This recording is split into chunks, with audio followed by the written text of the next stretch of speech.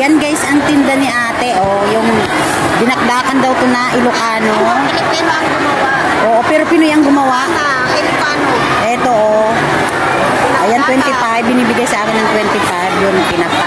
Basta, ayun, may thermos, may kape si ate.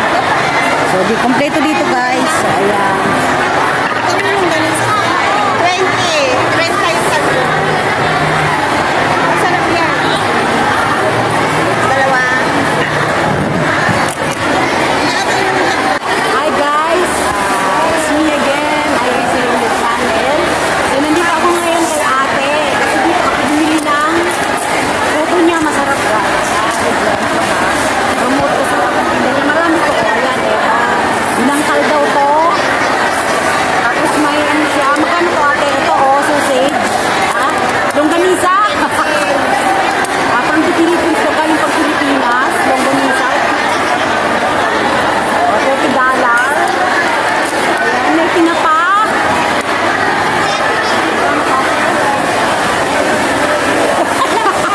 Hindi na alam ko. Tapos may pansit. Ito, $15. Ayan guys, oh. Ambushin ko si ate. Ambush interview ate. Magandang umaga. Happy Sunday. Ayan. Ate, hi ka muna. Ayan, ganda ni ate, diba? So, ayan. So, ano yung pangalan mo ate? Si Adora pala. So, ate, welcome to my vlog. So, ate, saan ka rin? Ay, taga-Pangasinan si ate. Oh, ito na ang ambush na interview guys. So, ilang taon na dito ate? Ay, naku, 16 years na. So, dami ng investment, guys. Resibo daw. So, ayan, guys. May bilang mo na. So, ayan.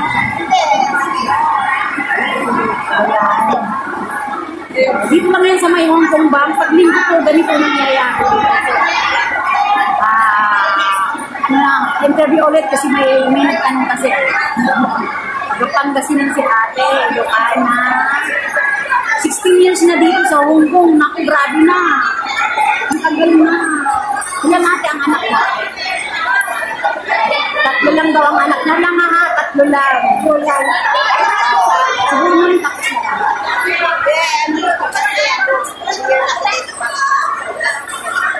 Okay. Nag-forgood pala siya. Na unang salta niya is 10 years siya dito. Tapos after 10 years, nag-forgood siya. So, pag-forgood niya, guys, nakadagdag siya ng 2 anak. So, yun, gumawa pala ng anak. Kasi siya na guys, ha, Marites. Yung isa yung pananay, yun ang so meron na pala siyang, nakatapos din na akong anak. Yung panganay na. Ayan. Alam niyo guys, ang bait ni ate. Oo, palibot ako kanina. Nagkaroon ako ng pwede kong makain kasi katatapos ko lang magsimba. Kasi dito ako itinuro. Tapos may isang kali. Nung bumili ako, humingi pa siya. So binigyan ko kasi. Siyempre, alam naman tayo.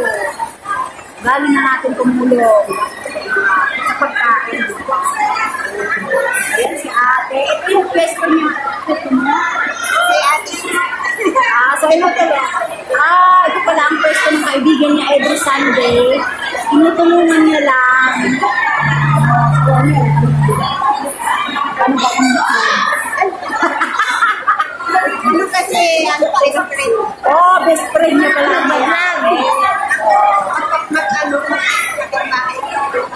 Sa Pilipinas. So, ayun, yung best friend niya pala. Magkatbahay sila sa Pilipinas. So, ganun talaga ang mga Pinoy no, kahit saan. Dala-dala yung galing ganun. Guys, ang dami yan dito. Pag Sunday, tingnan nyo. Ayan.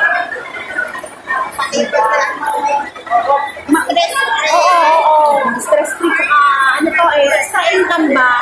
Isa naman last watch and last watch. So, dito na, diba? Hindi pa ako. Kaya, ayun si ate. Mabait ni ate. Ayan, si ate. Ganda yan, ha? Ilocana. And Bicolana. Ayan, guys. Thank you.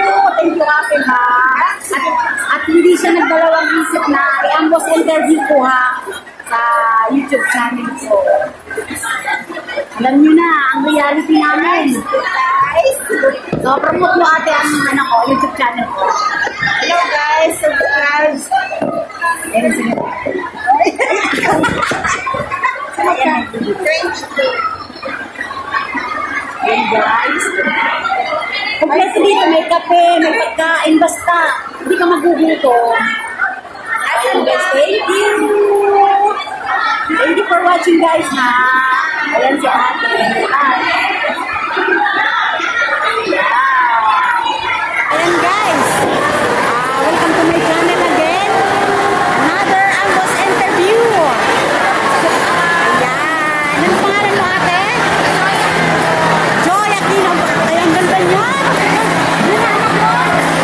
Wow, tatlo ang anak niya guys ha. Pero tingnan nyo naman. Ilan taon na dito ate? Ay, wala pa siyang isang taon. Pero, alam nyo guys, todo-wakit na siya ha. Grabe oh. Ayan po ang tinitinda. Ayan po ang tinitinda niya. Bumili po ako ng tatlo. 3 for 100 po. Ayan o. Ayan ang tinda niya. Ayan. Iminodin niya na para, syempre, para ma-encourage yung bibili. So, ayan. Saan ka sa akin din? O, Ilocana natin, Pangasinan. So, ilang taon na kayo? Ano pala, wala po siyang isang taon dito. So, ayan. Grabe talaga ang Pilipino. No? Grabe sa diskarte ang tawag doon. Para mabuhay ka. Tatlo ang anak. Tingnan nyo naman ang katawan. Kumpara sa akin, oh. Dalawa. So, ayan guys. Sige, ano yung tinitinda mo?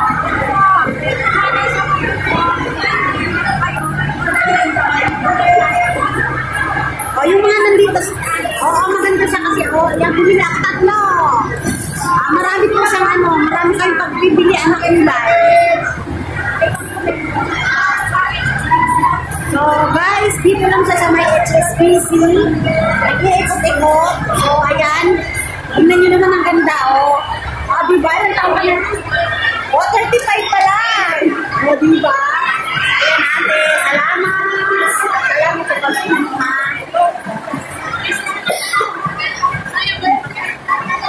So, ayan, may bibili na ako. Sige na, ate.